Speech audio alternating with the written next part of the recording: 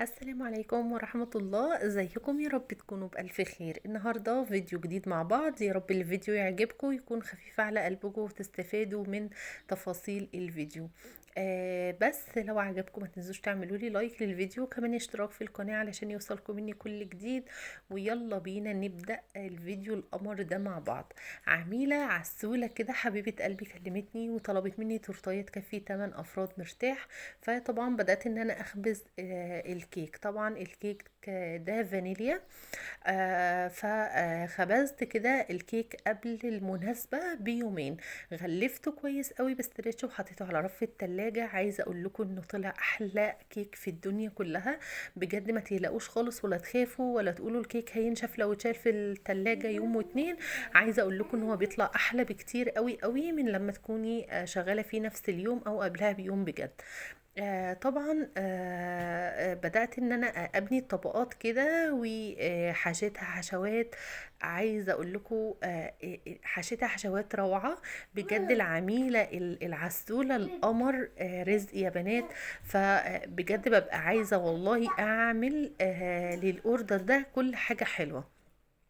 فلميت طبعا فتافيت الكيك وشلت الكيك في التلاجة حوالي 3 ساعات علشان كان عندي شغل تاني. ورجعت تاني للتورتاية. بدأت طبعا ان انا اجلس بقى التورتايه التجليس الاخير او الفينش الاخير. انا قلت لكم قبل كده ان انا بضرب الكريمه بلبن بدرجه حراره الجو عادي خالص خالص. عايزه اقول لكم ان الجو لسه لحد دلوقتي الى حد ما كويس قوي. وكمان انا بشتغل بدري فالجو ما بيكونش حر. انما لو في الحر ممكن تحطي اللبن في التلاجة مثلا ساعة وتبدأي ان انت تشتغلي بيه. انما مش بضرب الكريمة بتلج خالص ولا بمية متلجة ولا اي حاجة. عايزة اقول لكم ان قوام الكريمة بيكون روعة يا بنات لما بتضربوه بالطريقة دي. عايزة تحطي لبن بودر حطي، عايزة تحطي باستري حطي، عايزة تحطي نوتيلا بيضة حطي، طبعا اللي تحبيه حطي. طبعا انا بحب الكيك يكون حشواته غنية. وكمان بحب الكريمة تكون غنية. بصراحة بتنقلي التورتاية بتاعتك في حتة تانية خالص خالص. طبعا هي كانت طالبة مني تورتاية رقيقة قوي قوي، ده ذوقها اللي هي تورتاية الباركود. عايزة اقول لكم ان التورتاية دي انا عملتها كتير قوي قوي، بس عايزة اقول لكم ان دي احلى مرة عجبتني. ده بصراحة ذوقي. انا بحب الحاجات الرقيقة قوي قوي. تورتايه كده من غير ورد ومن غير بقى اللي هي الارقام وكده. فليه تورتايه كده يعني من فوق كده بالقمع النجمه المقفوله. وبدات ان انا ايه يعني الف كده على الداير بتاع التورتايه من فوق ومن تحت برضو كده. وخلاص كده كانت التورتايه معايا يعني يعتبر خلصتها.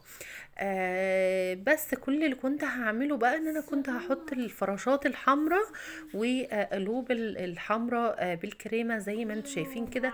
للأسف الشديد النور قطع عليا، فقلت بقى كده اوريها لكم بعد ما خلصتها وفنشتها. وفي الوقت ده انا كنت هسلمها.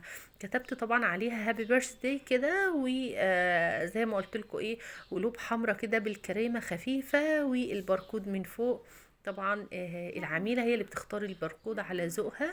فما شاء الله اللهم بارك كانت في منتهى الجمال والروعة. كانت حلوة وكانت رقيقة وعجبت صاحبتها قوي قوي قوي. الحمد لله والشكر لله. ربنا يا رب يديمها علينا نعمة ويحفظها من الزوال. الشغل متعب ومهلك. وعايزة اقول لكم ان انا باجي اخر اليوم بكون خلاص فصلت، بس بجد والله يا بنات نعمة.